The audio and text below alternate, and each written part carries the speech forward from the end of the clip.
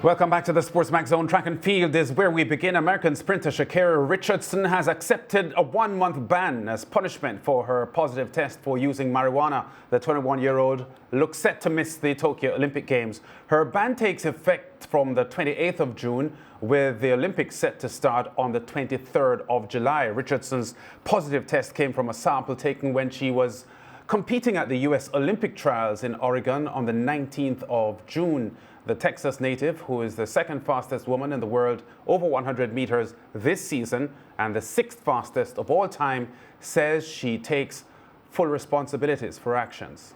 I had an interview scheduled with my agent. I knew I was having an interview. I knew going into the interview, I was just thinking it would be a normal interview, and then on the interview to hear that information come from a complete stranger was definitely triggering, was definitely nerve shocking, because it's just like, how are you to tell me that? It's like, and no offense against him at all. He's just doing his job, but definitely that sent me in a state of mind, in a state of emotional panic.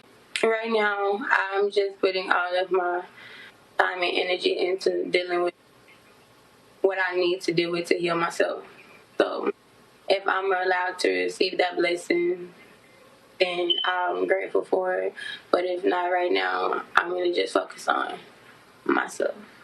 I greatly appreciate being able to tell my side of the story. And like I said to my fans, my family, my sponsorship, and the haters, I greatly apologize if I let you guys down, and I did. And I just want to let y'all know this will be the last time the Olympics don't see Sha'Carri Richardson. And this will be the last time the U.S. Doesn't come home with a gold medal in 100. Sha'Carri Richardson there on Friday's edition of the NBC's Today Show, talking about the drug violation that looks set to scupper her dream of competing at the Tokyo Olympics. George, your take on what happened with that interview today? It was about 10 minutes or so, and the presenters, sought to dig as deep as they could into her thoughts, into her feelings, her emotion, and her disappointment at the developments in the last couple of days. Well, first thing I'd like to say, I'd like to commend the interview to students of the craft to see how you handle an emotionally sensitive interview. You can't go there with the hard hat on, the stern face, trying to trip up the guest. It's one where you transmit a sense of understanding and empathy, and I thought the hosts did that very well, and I couldn't but see that and comment on it, of course, given that we are also practitioners having to do interviews like that.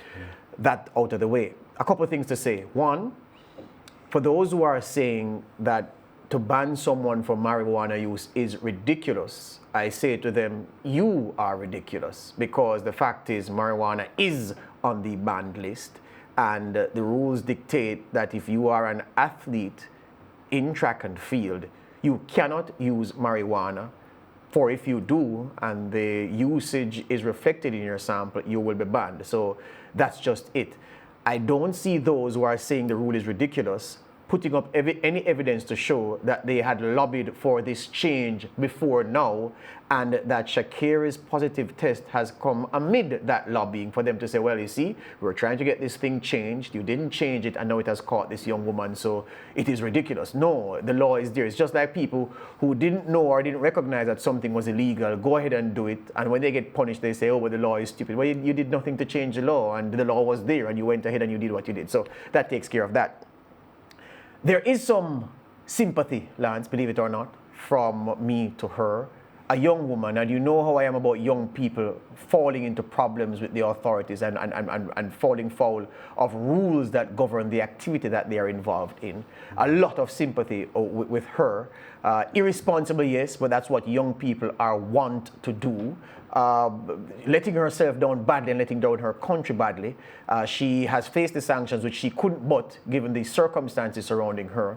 But I still am somewhat sympathetic to see how she has fallen down. Another thing that I took away from the whole situation is this. This is the reason why people like Sha'Carri Richardson are forced to go into a shell, because guess what? A lot of people are rounding on her now because of the larger-than-life personality that she projects. She's brash, she's loud, she's boastful. We in Jamaica would say she's hyped. In the Caribbean, we'd say she's hyped as well, yeah?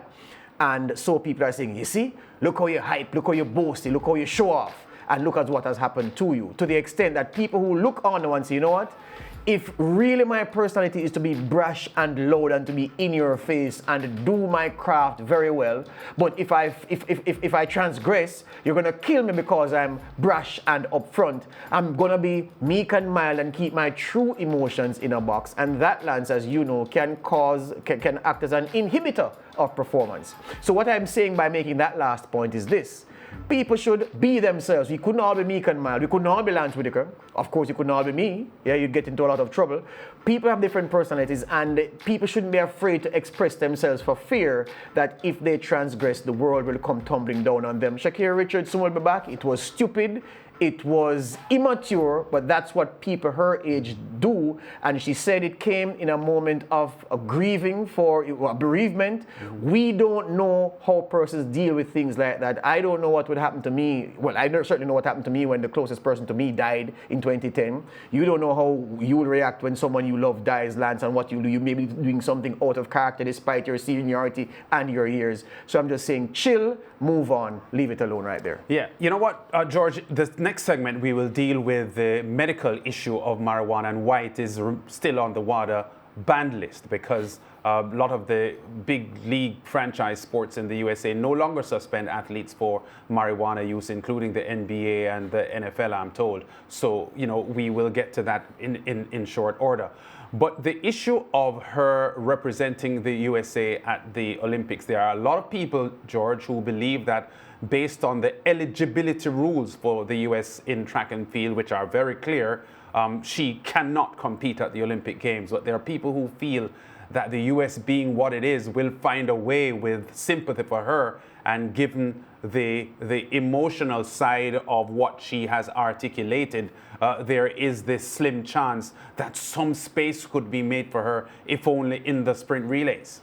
The USOPC and USADA, their rules, and well, up to this point in my life, I think I read very well.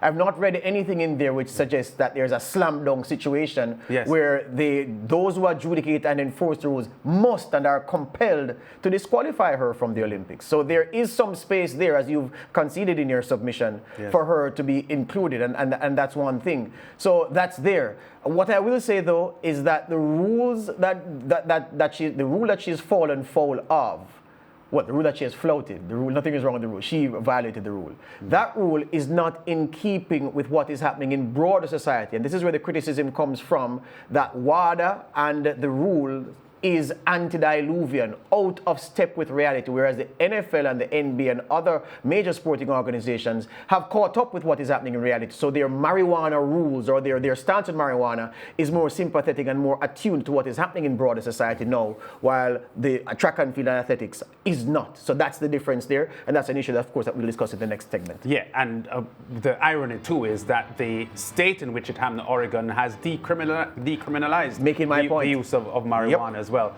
Now, after the break, we will be discussing cannabis, weed, marijuana, and why it is even still on the banned list. Be a part of the discussion by sending your voice note responding to whether you think Sha'Carri Richardson should be allowed to compete in Tokyo. Your responses will be played later in the show. Back in a moment.